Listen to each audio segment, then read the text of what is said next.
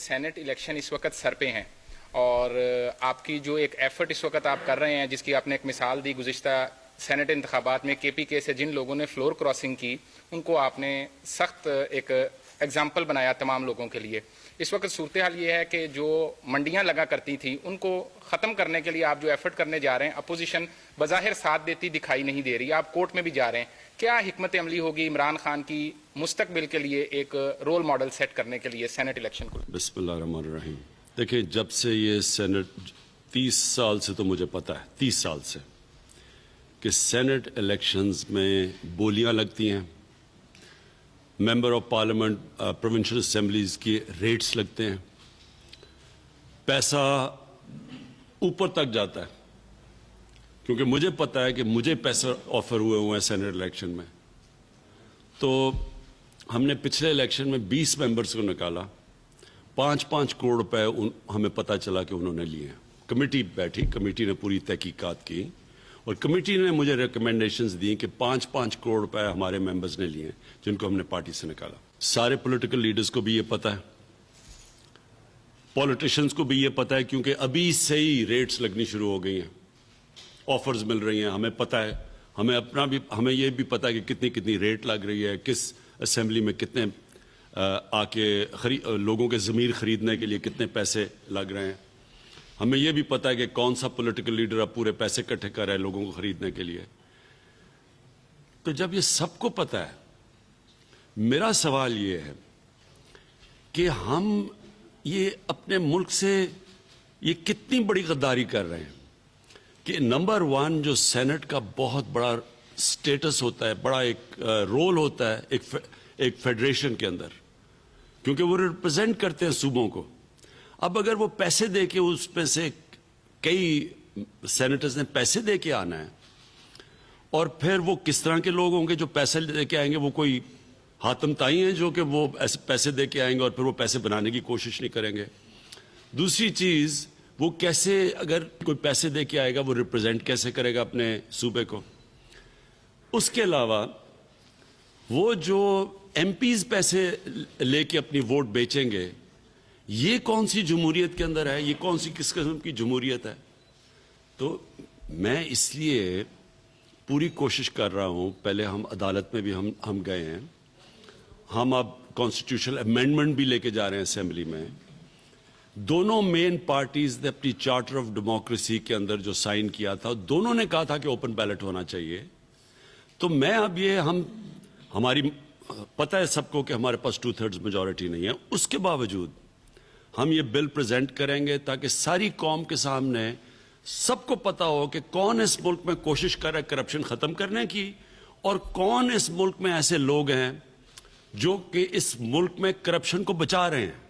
یہ سب سامنے آ جائے گا انشاءاللہ، امینڈمنٹ رکھیں گے پارلیمنٹ میں۔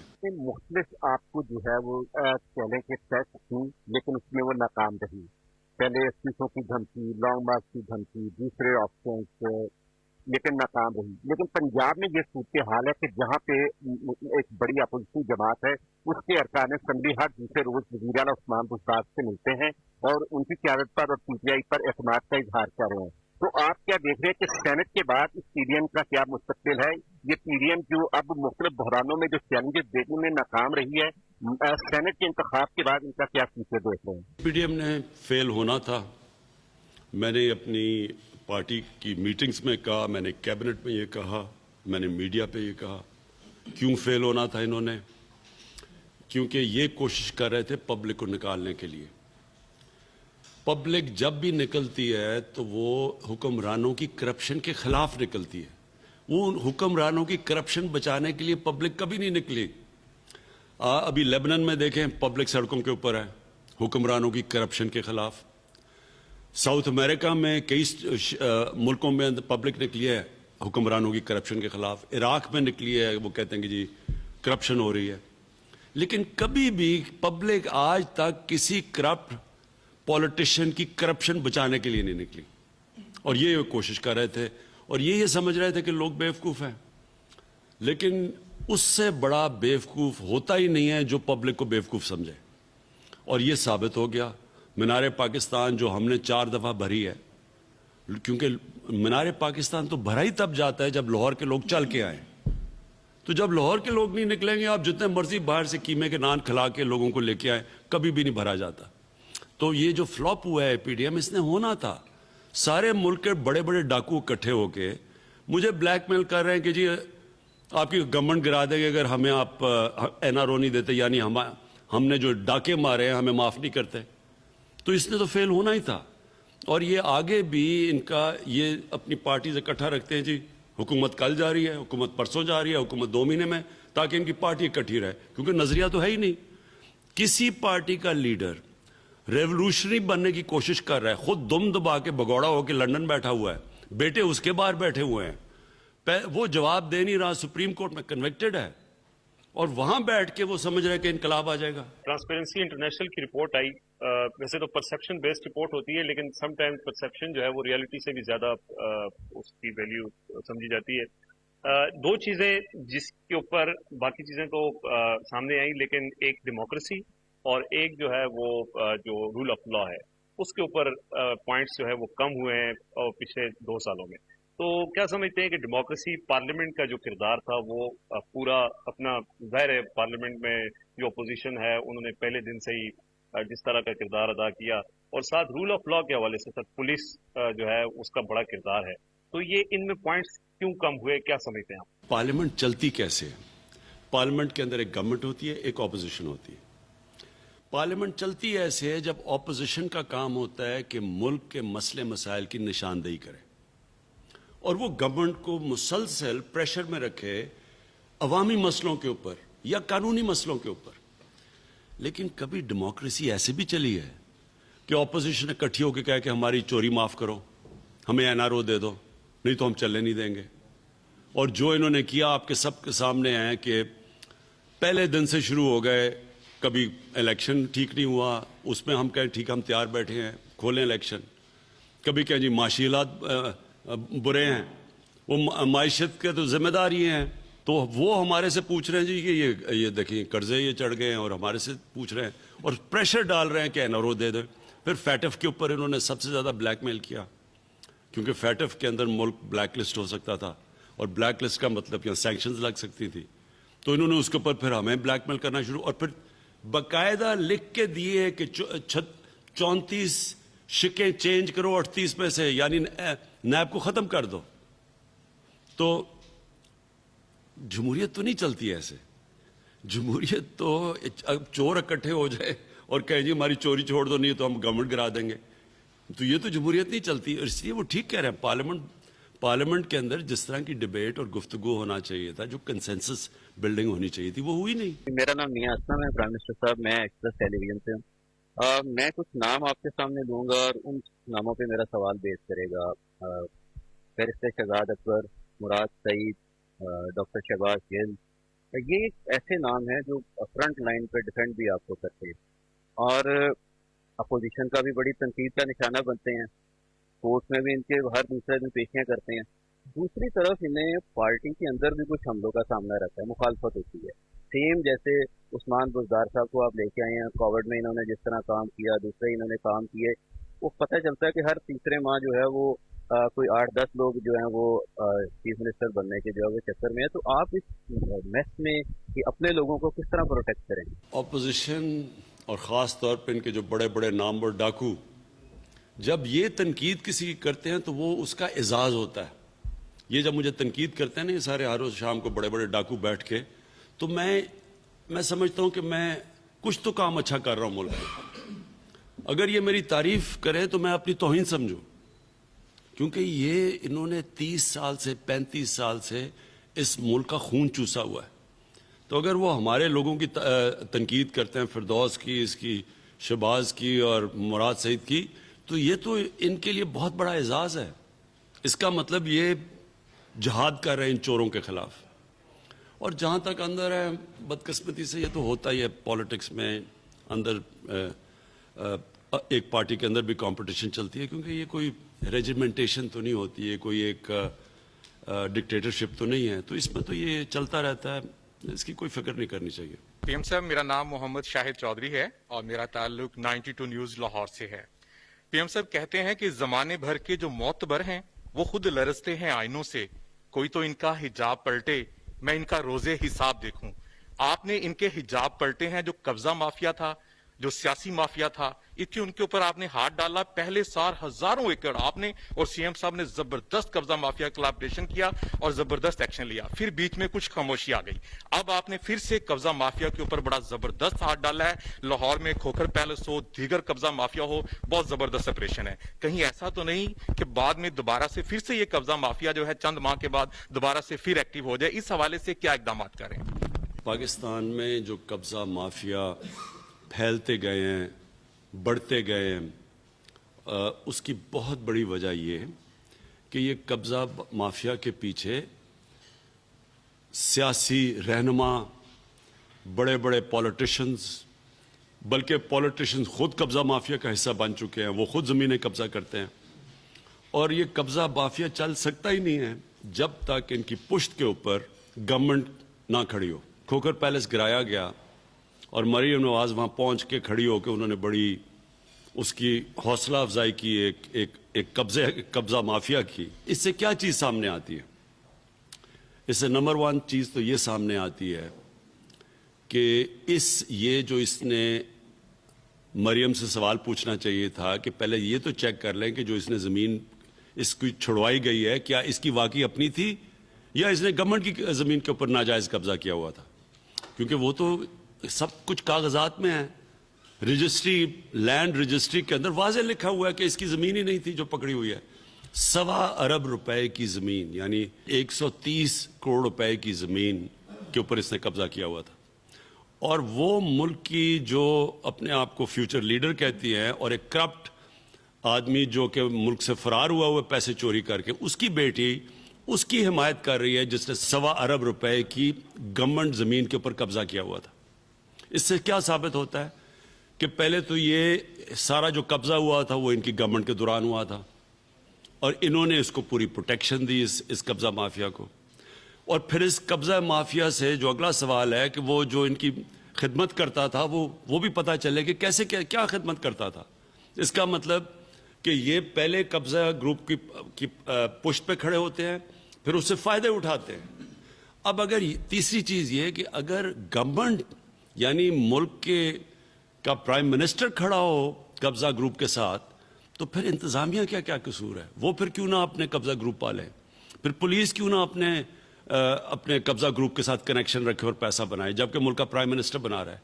तो ये जो कब्जा ग्रुपों ने मुल्क में तबाही मचाई हुई है, शहरों में सबसे ज्यादा बैरून मुल्क पाकिस्तानी जो इनकी जमीनों पे कब्जे हो जाते हैं, वो बेचारे मेहनत कश जाके कमाई करके जमीन खरीदते हैं, उसके ऊपर कब्जा हो जाता है। ये इसलिए होता है कि पीछे इनके ये बड़े बड़े डाकू जो पॉलिटिशियंस हैं ये खड़े होते हैं। तो इंशाअल्लाह पॉलिटिशियंस के पीछे भी इन किसी बड़े बड़े डाकुओं को हमने नहीं छोड़ना, कोई एनआरओ नहीं मिलेगा, और इनके जो नीचे बैठे हुए कब्जा ग्रुप इनको भी हमने किसी को नहीं छोड़ना। मेरा एक सवाल आपसे मौलाना फजलुर रहमान के कुछ तफसील होगा। पीडीएम बनी, आपकी हुकूमत के खिलाफ 11 जमातों ने पीडीएम बनाई, मौलाना फजलुर रहमान को उसका सरबराह बनाया। इस्तीफों से बात होती हुई अब फॉरेन फंडिंग तक पहुंच चुकी है। पीपल्स पार्टी और नून लीग से नाला होकर मौलाना फजलुर रहमान ने यह स्टेटमेंट दिया कि अगर फैसले मरियम और बिलावल ने करने हैं तो वो पीडीएम के सरबराह क्यों हैं। उसके बाद साथ ही आपने उनके ऊपर फॉरेन फंडिंग और कुछ गैर मुल्की ममालिक से इमदाद के हवाले से, फंडिंग के हवाले से भी केस इलेक्शन कमीशन में डाल दिया। आपको क्या लगता है कि मौलाना फजलुर रहमान अब पीडीएम के सरबराह रहेंगे?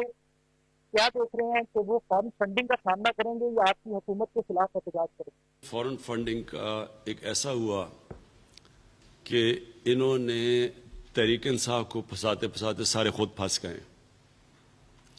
जितना भी आप यानी फॉरेन फंडिंग क्या, आप जो अकाउंट्स हैं पॉलिटिकल पार्टीज के, मुझे बड़ी खुशी हुई है कि इन्होंने ये उठा दिया है। अब हम चाहेंगे कि ये अपने मंतकी अंजाम तक पहुंचे। सारी पार्टीज की फंडिंग की पूरी स्क्रूटनी की जाए इलेक्शन कमीशन, और जब ये स्क्रूटनी करेंगे, मैं आज आपके सामने पेशन गोई करता हूं कि एक पार्टी के सबसे बेहतरीन अकाउंट्स मिलेंगे, उस पार्टी का नाम है तहरीक इंसाफ, जिसने बाकायदा पॉलिटिकल फंड रेजिंग की है, जिसने जिन डोनर्स ने पैसे दिए हैं उनके पता है एड्रेस, 40,000 हमारे पास डोनर्स के नाम हैं। कोई भी उनको कांटेक्ट करके पूछ सकता है कि वो उन्होंने पैसे दिए या नहीं दिए। मैं चैलेंज करता हूं कि ये 1,000 नाम दे दें, कोई भी इन पार्टी में से 1,000 क्या 100 नाम दे दें जिन्होंने इनको ऑफिशियली पैसे दिए। जैसे ही आप पता चलाएंगे आपको पता चल जाएगा कि इन पार्टीज ने पैसे कैसे इकट्ठे किए हैं। आपको ये भी पता चल जाएगा कि अगर फॉरेन फंडिंग हुई है तो किस किस पार्टी की हुई है, वो भी पता चल जाएगा। उसामा बिन लादेन ने किसको पैसे दिए, वो खालिद ख्वाजा की पूरी स्टेटमेंट है, उसने पब्लिकली उसकी बीवी ने स्टेटमेंट दी हुई है।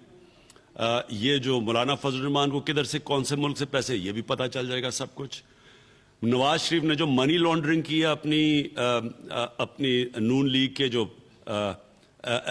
वो पार्टी फंड्स के जरिए, वो भी सामने आ जाएगा। मैं तो बड़ा खुश हूं और मैं चाहता हूं, और सबसे बड़ा जो इस वक्त मौलाना फजल रहमान है, इसको मौलाना कहते हुए दीनी मौलाना आलिम की तौहीन है। ये करप्ट आदमी है जो सिर्फ दीन को इस्तेमाल करता है और मदरसे के बेचारे वो तालिब इल्मों को इस्तेमाल करता है ब्लैकमेल करने के लिए और पैसा बनाने के लिए। ये बताया कि इसके पास अरबों रुपए की प्रॉपर्टीज आई किधर से हैं।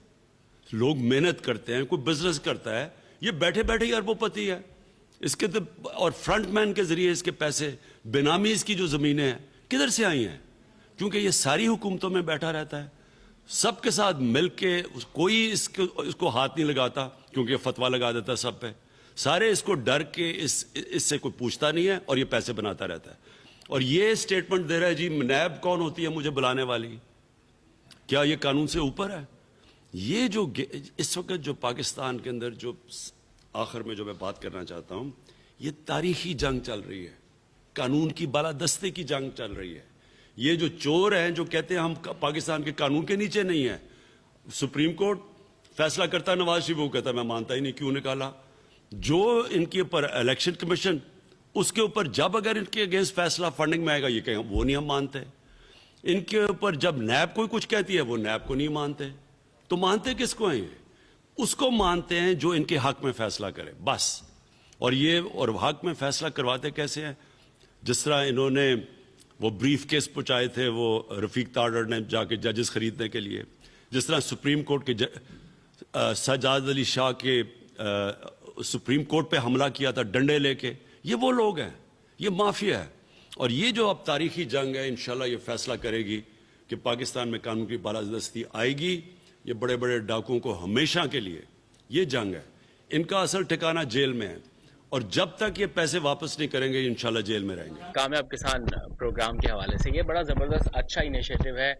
एट द सेम टाइमिंग जब सरहद पार दिल्ली में किसानों के साथ इतना जुल्म और ज्यादती हो रही है, मोदी रजीम में बहुत कुछ हमने देखा है और यहाँ पर सब कुछ उल्टा है। किसान आपकी तरफ देख भी रहे हैं, एग्रीकल्चर पैकेज कब तक आएगा और मजीद किसानों के लिए क्या होने जा रहा है? हमारी पूरी कोशिश है कि अब हम एक पूरी एग्रीकल्चर पॉलिसी लेके आए जो अगले 5 साल 10 साल तक जाए, जो कि हमारा पूरा चेंज कर दे एग्रीकल्चर जो सेक्टर सारा। इसका एक बड़ा पैकेज आ रहा है जो हमने अपनी पूरी एग्रीकल्चर सेक्टर को पूरा खड़ा करना है। साहिवाल में वज़ीर आज़म की मीडिया नुमाइंदगान से गुफ्तगू हम आपको दिखा रहे थे। कहना यह है वज़ीर आज़म पाकिस्तान इमरान खान का कि सेनेट इलेक्शन में पैसा इस्तेमाल किया जाता है, सेनेट इलेक्शन शफाफ बनाने के लिए कानून साजी कर रहे हैं।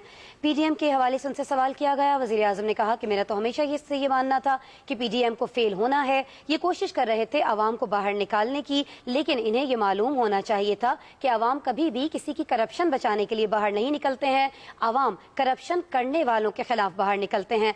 वज़ीर आज़म ने यहाँ ये भी कहा कि आवाम को बेवकूफ़ समझने वालों से बड़ा बेवकूफ़ कोई नहीं होता। वज़ीर आज़म ने कहा कि मुल्क के बड़े बड़े डाकू इकट्ठे हो गए हैं और उन्हें ब्लैकमेल करने की कोशिश कर रहे हैं।